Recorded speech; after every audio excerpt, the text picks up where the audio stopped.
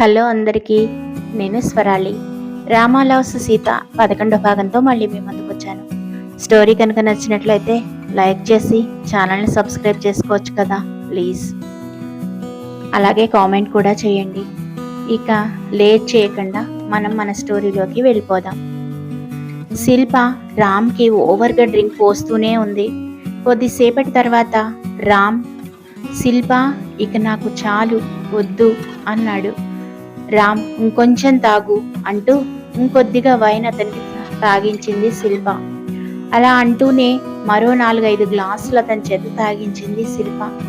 రామ్ పూర్తిగా మత్తులో ఉన్నాడు అని నిర్ధారించుకున్న తర్వాత మెల్లగా వెళ్ళి అతని పక్కన కూర్చొని, రామ్ ఇప్పుడు ఎలా ఉంది అని అడిగింది శిల్ప. ఇక్కడి నుంచి వెళ్ళిపోవాలనుంది అని అన్నాడు రామ్ మత్తుగా. ఎందుకు రామ్, నేను నీ పక్కనే ఉన్నానుగా, మనం ఇక్కడే ఉందాం, లెట్స్ హ్యావ్ సమ్ ఫన్ అని మత్తుగా అన్నది శిల్ప. అతనితో మాట్లాడుతూనే అతనికి మరింత దగ్గరగా వచ్చి అతని షర్ట్ బటన్స్ 2-3 తీసి అతని ఛాతీపై వేలితో సుతారంగా రాసింది శిల్ప. రామ్, నువ్వు నేను కలిసి హ్యాపీగా ఉండి ఎన్ని రోజులైంది. అప్పట్లో మనం ఎంత సంతోషంగా ఉండేవాళ్ళం. నాకు ఈరోజు మళ్ళీ మనం అలా ఉండాలనుంది అన్నది శిల్ప. అలా మాట్లాడుతూనే ఆమె అతనికి దగ్గరగా వెళ్ళి అతని మెడపై ముద్దు పెట్టింది. ఆ తర్వాత ఆమె లేచి రామ్ ఒడిలో కూర్చుంది. అతని ముఖాన్ని తన గుండెలపై పెట్టుకొని గట్టిగా అదుముకుంది శిల్ప. అతని మత్తులో ఉన్నప్పటికీ ఆమె చర్యకు ఏమాత్రం స్పందించలేదు. రామ్ నెమ్మదిగా, చూడు శిల్ప, ఇప్పుడు ఇవన్నీ ఏమి చెయ్యకు, నాకు చాలా చిరాగ్గా ఉంది అని మత్తుగానే అన్నాడు. కానీ శిల్ప వినిపించుకోకుండా, నాకు నా పాత రామ్ కావాలి, నాకు నువ్వు కావాలి రామ్, పూర్తిగా కావాలి అంటూ అతని పెదాల్ని అందుకోబోయింది. అది ముందే ఊహించిన రామ్ వెంటనే ఆమె మొహాన్ని పక్కకు తిప్పుకున్నాడు. అతను తనని నిర్లక్ష్యం చేయడంతో శిల్పకు బాగా కోపం వచ్చింది. ఎందుకు రామ్, నువ్వు నన్ను మరీ ఇంత నిర్లక్ష్యం చేస్తున్నావు? ఒక్కోసారి నేను నీ దగ్గరికి రావడం ఇష్టం లేనట్టుగా ప్రవర్తిస్తున్నావు అని అంటూ బలవంతంగా అతని మొహాన్ని తన చేతుల్లోకి తీసుకొని నుదుటి నుంచి గడ్డం వరకు ప్రతి చోట కిస్ చేస్తూ వెళ్ళింది. ఆమె ప్రవర్తన రామ్కి చిరాకు అనిపించింది. శిల్ప ఇక చాలు అంటూ ఆమెని గట్టిగా నెట్టేశాడు. ఆ విసురుకి ఆమె వెళ్ళి పక్కనున్న సోఫాలో పడిపోయింది. నిజానికి రామ్కి ఆమెని తోసేటంత బలం లేదు. ఇప్పుడు పూర్తిగా మద్యం మత్తులో మునిగిపోయి ఉన్నాడు. రామ్ విసుగ్గా లేచి, నాకు ఇవన్నీ వద్దు, ఇప్పుడు నేను ఇంటికి వెళ్ళాలి అనుకుంటున్నాను అంటూ బలవంతాన లేవబోయాడు. అతను బలవంతాన మాట్లాడుతున్నా అతను ఇంకా పూర్తిగా స్పృహలో లేడు అనే విషయం శిల్పకి అర్థమవుతూనే ఉంది. అలా అని తను మరీ బలవంతం చేస్తే రేపు స్పృహలోకి వచ్చిన తర్వాత రామ్ తనని క్షమించడని ఆమెకు తెలుసు. అందుకే సరే ఇంటికి వెళ్దాం పదా అని అతనిని లేవదీసింది. ఆ మాటకి రామ్ కూడా నెమ్మదిగా నవ్వాడు. తూలుతూ పడిపోతూ నడుస్తున్న రామ్ని జాగ్రత్తగా పట్టుకొని తీసుకువెళ్ళి కారులో కూర్చోబెట్టి రామ్ ఇంటికి తీసుకువెళ్ళింది శిల్ప. బయట రామ్ కారు హారన్ వినపడగానే సన పరిగెత్తుకుంటూ వెళ్ళి సీతుకి రామ్ వచ్చాడు అనే విషయం చెప్పింది. మేడం, సార్ వచ్చేసినట్టున్నారు, కార్ సౌండ్ వినపడుతుంది అని చెప్పింది సన. అవును సన, నేను కూడా అతని కార్ సౌండ్ విన్నాను. నేను హాల్లోకి వస్తే మీ సార్ భోజనం చేయకపోవచ్చు, నువ్వే అతనిని ఎలాగైనా సరే ఒప్పించి భోజనం పెట్టు అని చెప్పింది సీతు. సరే మేడం అని చెప్పి కిందకు వచ్చింది సన. సన రామ్ కోసం ఫుడ్ అరేంజ్మెంట్స్ చేస్తోంది. ఏ శిల్ప, నన్ను ఇంటికి తీసుకెళ్ళు, నేను ఇంటికి వెళ్తాను అని ఒక గొంతు వినపడగానే సన ఎవరా అని తల తిప్పి చూసింది. అక్కడ సనాకి శిల్ప రామ్ని లోపలికి తీసుకొస్తూ కనపడింది. రామ్ తడబడుతూ నడుస్తున్నాడు. అతను స్పృహలో లేదు, ఏదేదో మాట్లాడుతూ ఉన్నాడు. రామ్ గొంతు విని సీతు కూడా బయటికి వచ్చి పైనుంచి చూసింది. రామ్తో పాటు శిల్పని చూడగానే ఆమె మొహంలో ఆనందం మాయమైంది. సీతు ఫీలింగ్స్ అర్థమైన శిల్ప మనసులోనే నవ్వుకుంది. రామ్ని తనని దగ్గరగా చూసిన సీతు తప్పకుండా బాధపడుతుంది అన్నది ఆమె ఆలోచన. అందుకే అతనికి మరి కాస్త దగ్గరగా నడిపించుకుంటూ తీసుకొచ్చింది. ఎందుకలా నిలబడి తదేకంగా మమ్మల్ని చూస్తున్నావు? వెళ్ళి రామ్ డోర్ ఓపెన్ చెయ్యి అని ఆర్డర్ వేసింది శిల్ప. సీతు వేరే దారి లేక వెళ్ళి రామ్ రూమ్ డోర్ని తీసి నిలబడింది. శిల్ప రామ్ని తీసుకొచ్చి అతని బెడ్ మీద పడుకోబెట్టింది. తర్వాత ఆమె రామ్తో, రామ్, నువ్వు పడుకొని రెస్ట్ తీసుకో. నువ్వు చెప్పినట్లుగానే నేను నీ పక్కనే ఉంటాను. నేను ఎక్కడికి వెళ్ళను, సరేనా అని రామ్తో చెప్పింది శిల్ప. రామ్ చెంపపైన ముద్దు పెట్టి అతని తల మీద చెయ్యి పెట్టి నిమిరింది. సీతు ఇదంతా అక్కడే నిలబడి చూస్తూ ఉండిపోయింది. శిల్ప రామ్కి అంత దగ్గరగా ఉండడం ఆమెకెందుకో నచ్చలేదు. వాళ్ళిద్దరూ ప్రేమికులే కావచ్చు, కానీ ఇప్పుడు అతని భార్య స్థానంలో తను ఉన్నది. సీతు బాధపడటం చూసి శిల్ప లోపలే నవ్వుకుంది. శిల్ప తన మనసులో, ఈరోజు నేను రామ్ తోటే ఉండబోతున్నాను. రామ్ నేను క్లోజ్గా ఉండడం చూసి నువ్వు ఇంకా బాధపడాలి, అది చూసి నేను ఆనందించాలి అని మనసులో అనుకుంది శిల్ప. శిల్ప సీతుతో, ఎందుకు ఇంకా ఇక్కడే నిలబడ్డావు? రామ్ ఒంటరిగా ఉండాలనుకుంటున్నాడు, నువ్వు బయటికెళ్ళొచ్చుగా అని చెప్పింది శిల్ప. సీతు ఆమె చెప్పిన మాటను అంగీకరించలేకపోయింది. ఎందుకంటే అది వారి గది. ఈ రాత్రిపూట తన భర్తను వేరే స్త్రీతో ఒకే గదిలో ఉండడానికి ఏ స్త్రీ అయినా ఎందుకు ఒప్పుకుంటుంది? అంటే ఇప్పుడు వాళ్ళిద్దరినీ ఒకే గదిలో వదిలిపెట్టి నేను బయటికి వెళ్ళిపోవాలా? ఆమె మనసు మరీ ప్రశ్నించింది. కానీ శిల్ప మాటను ఆమె కాదనలేకపోయింది. ఎందుకంటే వాళ్ళిద్దరూ ప్రేమికులు కాబట్టి, తను ఎప్పటికైనా వెళ్లాల్సిందే కాబట్టి. ఆమె మౌనంగా కన్నీళ్లతో బయటికి వచ్చేసింది. హాల్లోకి వచ్చి ఏడుస్తూ సోఫాలో పడుకుంది సీతు. అంతలో అప్పుడే బయట నుంచి ఇంటికి వచ్చింది సుమిత్ర. హాల్లో సోఫాలో పడుకున్న సీతుని చూసి, ఏయ్, ఇక్కడెందుకు పడుకున్నావు? వెళ్ళి నీ గదిలో పడుకోపో అని ఆర్డర్ వేసింది సుమిత్ర. సీతుకి ఆమెకి ఏమని సమాధానం చెప్పాలో అర్థం కాలేదు. మౌనంగా నిలబడిపోయింది. ఇక్కడెందుకు పడుకున్నావంటే అలా బెల్లం కొట్టిన రాయిలా చూస్తావే? సమాధానం చెప్పు, వెళ్ళి నీ గదిలో పడుకోపో మరోసారి హెచ్చరించింది సుమిత్ర. ఇక ఆమె సమాధానం చెప్పదని గ్రహించి సనా కలగజేసుకొని, అది కాదు madam, Shilpa madam Ram sir రూమ్లో ఉంది, అందుకే సీతు మేడం వచ్చి బయట పడుకున్నారు అని చెప్పింది సనా. సనా చెప్పిన మాటలు విన్నా సుమిత్రకి కోపం వచ్చింది. నిజానికి అరుంధతీదేవికి శిల్ప అంటే అస్సలు ఇష్టం లేదు, సీతు అన్నా కూడా ఇష్టం లేదు. కానీ ఆ ఇద్దరిలో శిల్పనే ఎక్కువగా ద్వేషిస్తుంది. శిల్ప ఇక్కడికి ఎందుకు వచ్చింది? రామ్ రూమ్లో ఎందుకుంది? సీతు, నువ్వు మరీ ఇంత అమాయకంగా ఎందుకుంటున్నావు? నీ భర్తని వేరే అమ్మాయితో వేరే గదిలో ఉంచి నువ్వే గదిలో ఉంచి నువ్వు ఇలా బయట పడుకుంటావా? నీకు కొంచెం కూడా సిగ్గు లేదా అని అరిచింది సుమిత్ర. మొట్టమొదటిసారిగా ఆమె సీతుకు అనుకూలంగా మాట్లాడింది. నేను ఎన్నోసార్లు ఆమెను ఇంటికి రావద్దు అని చెప్పాను, అసలు నువ్వు ఆమెను ఎందుకు ఇంట్లోకి రానిచ్చావు? నాతో పాటు రా అంటూ ఆమెని రామ్ రూమ్ దగ్గరకు తీసుకువెళ్ళింది. సుమిత్ర తనతో అంత గట్టిగా మాట్లాడడంతో సీతుకి కూడా చాలా భయంగా అనిపించింది. మెల్లగా ఒక్క మాట కూడా మాట్లాడకుండా ఆమె వెనకాలే నడుస్తూ వెళ్ళింది. అక్కడ ఏం జరగబోతోందో అనే కుతూహలంతో సనా కూడా వాళ్ల వెనకాలే వెళ్ళింది. రామ్ పక్కన పడుకొని రామ్ చెంప మీద చెయ్యి వేసి నిమురుతోంది శిల్ప. ఈ రోజంతా నేను నీతోటే ఉండిపోతున్నాను రామ్, నిన్ను ఎవ్వరికీ వదిలిపెట్టను అని ఆమె అతనితో మాట్లాడుతూ ఉండగా తలుపు కొట్టిన శబ్దం వినపడింది. ఈ సీతుకి నేను నీతోటి ఉన్నానని కడుపు మంటగా ఉన్నట్టుంది, మనిద్దరిని డిస్టర్బ్ చేస్తోంది అనుకుంటూ కోపంగా వెళ్ళి తలుపు తీసింది శిల్ప. కానీ ఎదురుగా ఆమె కంటే కోపంగా సుమిత్రాదేవి నిలబడి ఉంది. శిల్పని అక్కడ చూసిన అరుంధతీదేవికి కోపం తారాస్థాయికి వెళ్ళింది. ఆంటీ మీరా అంటూ ఆమెతో మంచిగా మాట్లాడడానికి ప్రయత్నం చేసింది శిల్ప. సుమిత్ర ఒక చెయ్యి పైకెత్తి ఆమెను ఆగమన్నట్టుగా సైగ చేసి, అసలు నిన్నెవరు లోపలికి రానిచ్చారు? ఎవరిని అడిగి ఇంట్లో అడుగు పెట్టావు అని కోపంగా అడిగింది సుమిత్ర. ఈ ఇంట్లోకి రావడానికి నాకు పర్మిషన్ కావాలా ఆంటీ? రామ్ బాగా తాగేశాడు, అతనిని తీసుకొని నేనే ఇంటికి వచ్చాను. రామ్ నన్ను బాగా మిస్ అవుతున్నాడు, అతను నన్ను రావాల్సిందే అని పట్టుబడితేనే నేను ఇక్కడికి వచ్చాను అని చెప్పింది శిల్ప. అదంతా వింటున్న సీతు మనసు ముక్కలైంది.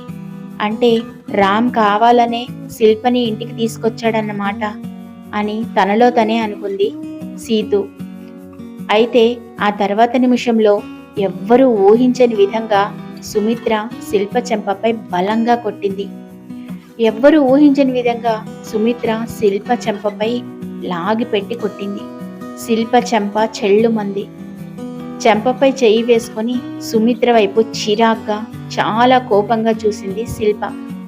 మర్యాదగా ఇంకొక్క నిమిషంలో నువ్వు ఈ ఇల్లు వదిలి వెళ్ళిపో, లేకపోతే ఈ రోజుక్కడ ఏం జరుగుతుందో నువ్వు ఊహించలేవు అని శిల్పకి వార్నింగ్ ఇచ్చింది సుమిత్ర. కాదంటీ, నిజంగానే రామ్ నన్ను ఇక్కడికి తీసుకొచ్చాడు అని బుకాయించడానికి ప్రయత్నం చేసింది శిల్ప. సుమిత్ర గదిలోకి చూసింది. రామ్ బెడ్ మీద సోయ లేకుండా పడుకుని ఉన్నాడు. ఈ పరిస్థితుల్లో ఉన్నవాడు నేను ఇంటికి తీసుకొచ్చాడా? ఇంత గొడవ జరుగుతున్నా వాడు కనీసం లేచాడా? వాడికి అసలు సోయుందా? అబద్ధం చెప్పడానికి కూడా ఒక హద్దు ఉండాలి. వాడే సోయి లేకుండా ఉంటే నువ్వు తీసుకొచ్చుంటావు. ముందు బయటికి నడు అంటూ అరిచింది సుమిత్ర. శిల్ప అంతకు మించి ఏమీ మాట్లాడలేకపోయింది. సీతు ముందు తనకు ఇంత అవమానం జరగడం ఆమెకు కోపం తెప్పించింది. ఆమె మండుతున్న కళ్ళతో సుమిత్రని సీతుని చూస్తూ బయటికి వెళ్ళిపోయింది. ఏయ్ సీతు, ఇటు చూడు. ఆ శిల్ప కనుక ఇంకోసారి ఇంటికి వస్తే దాంతోపాటు నువ్వు కూడా బయటికి వెళ్ళిపోవాల్సి ఉంటుంది అని సీతుకి గట్టిగా వార్నింగ్ ఇచ్చింది సుమిత్ర. ఏంటి, అర్థమైందా అని సుమిత్ర మరోసారి అడగగానే సీతు భయంగా ఆ అర్థమైంది అంటూ తల ఊపింది. వెళ్ళి పడుకోపో అని చెప్పి సుమిత్ర అక్కడి నుంచి వెళ్ళిపోయింది. సుమిత్ర అక్కడి నుంచి వెళ్ళగానే సన సీతుతో, మేడం, ఈరోజు పెద్ద మేడం మీకు చాలా సపోర్ట్ చేశారు. దీన్ని బట్టి పెద్ద మేడంకి శిల్ప అంటే ఇష్టం లేదని నాకు బాగా అర్థమైంది అన్నది సన. అది విన్న సీతు ఏమాత్రం స్పందించలేదు. ఎందుకంటే సుమిత్రాదేవికి శిల్ప అంటే ఇష్టం లేదన్న సంగతి ఆమెకు ముందే తెలుసు. సరే సన, నువ్వు వెళ్ళు, నేను పడుకుంటాను అంటూ తలుపు వేసి లోపలికి వెళ్ళిపోయింది సీతు. లోపలికి వచ్చి ఆమె రామ్ని చూసింది. రామ్ మత్తుగా తనను తాను మరిచిపోయి నిద్రపోతున్నాడు. సీతు లైట్ ఆఫ్ చేసి తన ప్లేస్లోకి వెళ్ళి పడుకుంది. సీతు కొంచెం నిద్ర పడుతూ ఉండగా రామ్ గురక శబ్దం వినపడింది. రామ్ ఎప్పుడు గురక పెట్టడే అనుకుంటూ రామ్ అంటూ దగ్గరకు వెళ్ళి పిలిచింది. కానీ అతనెందుకో మూలుగుతూ ఉన్నాడు. ఏమైంది ఇతనికి అనుకుంటూ లైట్ వేసింది. అతనికి దగ్గరగా వెళ్ళి రామ్ రామ్ అంటూ లేపడానికి ప్రయత్నం చేసింది. కానీ అతను లేవలేదు. ఒంట్లో ఏమైనా బాగోలేదా అని అతని నుదుటిపై చేయి పెట్టి చూసింది. ఒళ్ళు కాలిపోతోంది. అతని శరీరం బాగా వేడిగా ఉంది. అయ్యో రామ్, నీ ఒళ్ళు ఎందుకు ఇంత వేడిగా ఉంది? ఇంతవరకు శిల్ప ఇది గమనించలేదా? తను కూడా తాగి ఇక్కడికి వచ్చినట్లుంది. సీతు మనసు బాధగా అనిపించింది. ఆమె వెంటనే కిందకు వెళ్ళి గిన్నె నిండా నీళ్లు తీసుకొని ఒక కాటన్ క్లాత్ తడిపి తీసుకొచ్చింది. రామ్, ఒక్కసారి ఇటు చూడు అంటూ లేపడానికి ప్రయత్నం చేసింది. కానీ అతను లేవలేదు. ఆమె తీసుకొచ్చిన కాటన్ క్లాత్ని తడిపి అతని నుదుటిపై వేసింది. కొద్దిసేపు అలా చేసిన తర్వాత కొంచెం అతని మూలుగులు తగ్గాయి. కానీ శరీరంలో వేడి మాత్రం తగ్గలేదు. దాంతో ఆమె మళ్ళీ వంటగదిలోకి వెళ్ళి అతను తాగడానికి సూప్, కషాయం రెండూ చేసి రెడీ చేసి తీసుకొని వచ్చింది. రామ్ రామ్, ఒక్కసారి లే అంటూ అతన్ని లేపడానికి ప్రయత్నం చేసింది. కానీ రామ్ లేవలేకపోవడంతో ఆమె అతన్ని తన ఒడిలో పడుకోబెట్టుకొని కొంచెం సూప్ తాగించింది. అతను తాగలేక దగ్గడంతో చిన్నపిల్లాడికి పొలమారితే రుద్దినట్లు ఛాతీపై రుద్దింది. సూప్ తాగేటప్పుడు అతనికి దగ్గు రావడంతో ఆ సూప్ అక్కడక్కడ అతని షర్టుపై పడింది. ఆ తర్వాత ఆమె అతనికి కషాయం తాగించింది. రామ్ కషాయం తాగడానికి ఇష్టం లేనట్లుగా మొహం పెడితే లాలించి బతిమిలాడి అతని చేత కషాయం తాగించింది. పసిపిల్లాడికి జ్వరం వస్తే కన్నతల్లి ఏ విధంగా సేవలు చేస్తుందో సీతు కూడా అలా సేవ చేసింది రామ్కి. అతనిని తిరిగి బెడ్పై పడుకోబెట్టి అతని మూతిని తన చీర చెంగుతో తుడిచింది. అతని షర్ట్ మద్యం వాసన వస్తూ ఉండడంతో అది తీసేసింది. చొక్కా లేకుండా అతన్ని చూస్తూ ఉంటే ఆమెకి కొంచెం సిగ్గుగా అనిపించింది. అతని మీద దుప్పటి కప్పింది. మళ్ళీ తన దగ్గర ఉన్న కాటన్ క్లాత్ని తడిపి అతని నుదుటిపై వేసింది. కొంచెం టెంపరేచర్ కంట్రోల్ అయినట్లుగా అనిపించడంతో లైట్ ఆఫ్ చేసి ఆమె కూడా పడుకుంది. మళ్ళీ కొద్దిసేపటికి రామ్ మూలుగులు వినిపించాయి. ఆమె కళ్ళు తెరిచి అతని పరిస్థితి చూసి భయపడింది. నిన్న వర్షంలో తడవడం వల్లే ఇతనికి జలుబు వచ్చి ఉంటుంది. రాత్రి నాతో పాటు ఆవిరి పట్టమంటే పట్టలేదు. పెద్ద ఫోర్స్ కొడుతూ నన్ను ఈ జలుబులు జ్వరాలు ఏం చేయలేవు అన్నట్టుగా మాట్లాడాడు. ఇప్పుడు చూస్తే ఇలా పడుకొని ఉన్నాడు. అతను ఆమెను ఎంత దూరం పెడుతున్నా ఆమె అతని గురించి ఆలోచించడం మాత్రం ఆపలేదు. రామ్ రామ్ అని మెల్లగా అతనిని లేపడానికి ప్రయత్నం చేసింది. కానీ అతనెంతకీ లేవలేదు. టెంపరేచర్ కిట్ తీసుకొద్దామని ఆమె అతన్ని పడుకోబెట్టి వెళ్ళిపోతూ ఉండగా రామ్ సడన్గా ఆమె చేయి పట్టుకున్నాడు. ఆమె ఆశ్చర్యంగా వెనక్కి తిరిగేలోపే అతను ఆమెను లాగి మంచం మీద పడేశాడు. సీతు ఇది అస్సలు ఊహించలేదు. రామ్ ఏం చేస్తున్నారు, వదలండి, రామ్ రామ్ అని అంటూ అరుస్తూనే ఉంది. ఆమె అతని నుంచి తప్పించుకోవడానికి ప్రయత్నం చేస్తూనే ఉంది. రామ్ పూర్తి స్పృహలో లేడని ఆమెకు అర్థమవుతూనే ఉంది. రామ్ ఆమెను గట్టిగా కౌగిలించుకున్నాడు. అతని వెచ్చని శరీరం ఆమె చల్లని శరీరం తగలడంతో కొంచెం శాంతించినట్లుగా అనిపించింది. తనకు తెలియకుండానే రామ్ తనలో తను ఏదో గొణుగుతున్నాడు అనిపించింది సీతుకి. కానీ అదేంటో మాత్రం వినపడడం లేదు. అతను ఏదో మాట్లాడుతూనే ఆమెను ఇంకా తన దగ్గరికి లాక్కున్నాడు.